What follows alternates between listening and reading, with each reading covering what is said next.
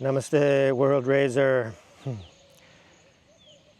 So, a Hindu revival or renaissance of Sanatan Dharma, global, centered in India, because India's got the numbers of Sanatan Dharmis.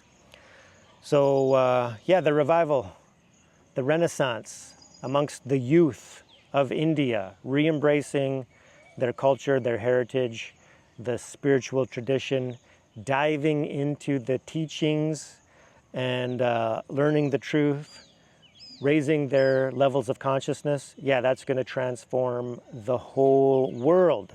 So I'm on board for it. I'm supporting it. I'm promoting it. That's what I'm all about. I'm cheering for it.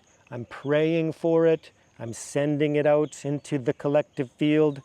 That's what all of these videos are all about, even if nobody's watching them. I'm putting that intention and that dedication and that vision into the field, because ultimately everything is in the mind. So the more people that hold such a thing in mind, the greater the potentiality for that to come about, because we are living and we are manifestations of an infinite field of possibilities. And there is some scriptures that talk about a golden age at the beginning of the Kali Yuga, which we're still in the beginning. There's a slow transition of degeneration, right, for 10,000 years. But at the same time, we still have access to all of the teachings, all of the highest truth. And then eventually, it's going to get really bad. But we've had divine incarnations. We've had avatars recently. We've had Sri Krishna and the teachings of the Bhagavad Gita. Yeah, incredible. And then for those who their path doesn't align with, a belief in God, so to speak, and they want to rely solely on themselves, then we have the teachings of the Buddha. The Buddha was a full incarnation as well, right? And then he taught to seek out the truth, within. We all have to save ourselves. And all of these teachings are true, because even you can rely on God all you want for your ultimate deliverance and salvation, and everything is coming from grace of the higher field. But we have to put in the effort, we have to put in the work. So even seeking God is an effort of ourselves, of ourself. So that intention there. So so with the youth, and then really getting to rise up and really beginning to care and love one another can totally transform all of India. So right now there's a big push. I see videos all the time of young Indians, and everybody wants to leave India and abandon India because it's a sinking ship. Well, it's getting to be less and less places all over the world that are really good and conducive places to live right now. So much immigration has happened all over the world that cost of living has skyrocketed everywhere. Food, shelter, clothing, scarcity of jobs. So there's poverty and there's suffering everywhere. So what I'm proposing is for young spiritual Hindus who are on the call, like you can create abundance anywheres if you have access to the higher teachings, and then you understand manifestation and visualization and belief and certainty in God, then anything is possible. And then because it's going to be the young spiritual Hindus who are raising their frequency, their vibration, their consciousness, that can get into some very crucial roles to really help bring about transformation and change in India. So even talking about, corruption, wherever that may be, and all of the, structures within the governments, well, it's going to be younger generation, more spiritually aligned, believing in the truth of, karma, duty, dharma, service to others.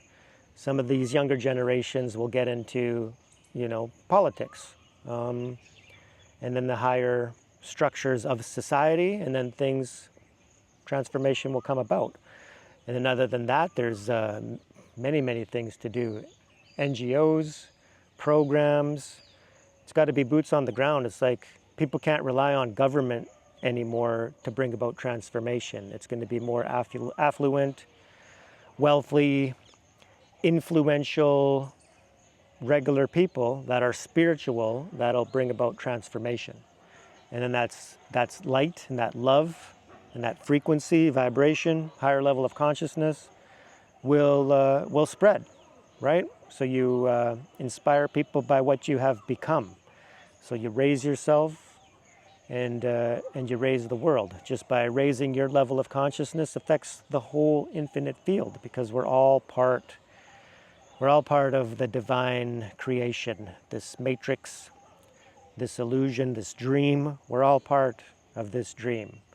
So first we need to, work on ourselves, let go of the negativities, surrender all of that, do the inner work, which can be, very difficult, very challenging, but you got to stick to it. You got to stay on the path.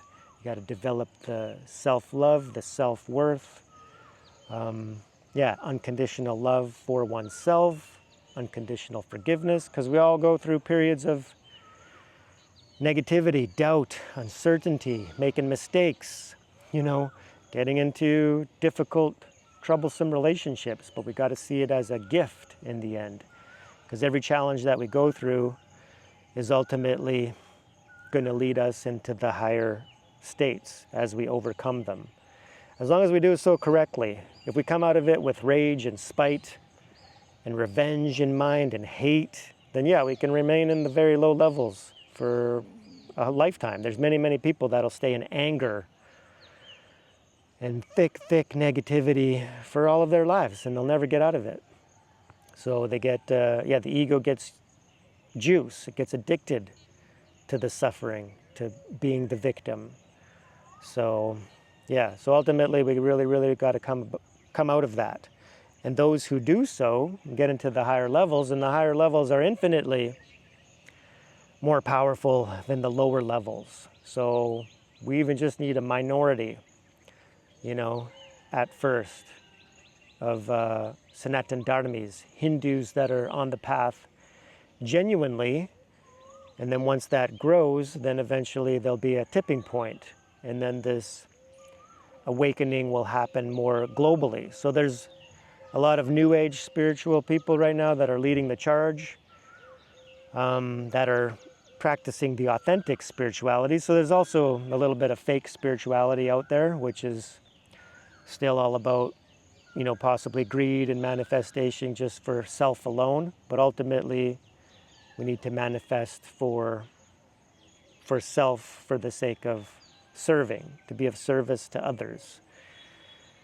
And that's what it's all about. And that as that happens, more and more people create a tipping point. And then eventually we can enter into a period of time where there's a golden age, where there's spirituality, pilgrimage, study becomes a focal point in more and more people's lives. The religions kind of open up to the reality and the fact that their way is not the only way. And then, religion and spirituality becomes popular again within society. So we could still call society secular, but most of the people will truly, embrace the teachings, right? So there's one religion that's very, adamant about doing that very publicly, like they want to pray and worship publicly all the time, right? The Muslims. So they're very united in that.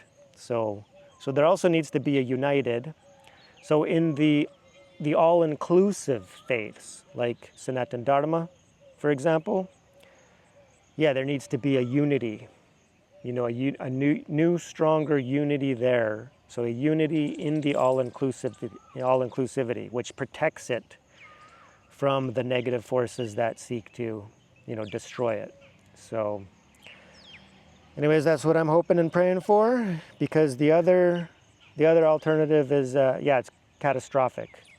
It's going to be, wars, persecution, mass conversion, and then the overtaking of, one religion is ultimately going to dominate them all. And to be honest, it's it doesn't have the highest teachings. So it's limited, right? It limits God. So we got to fight that. So if you're on board, then remember, so important to go all in. Raise yourself, seek the truth, raise your level of consciousness, raise the world. Let's create a tipping point globally. So love you, pray for you. Let me know what you think, if you're practicing, if you're on board, down in the comments. And we'll see you on the next one. Peace.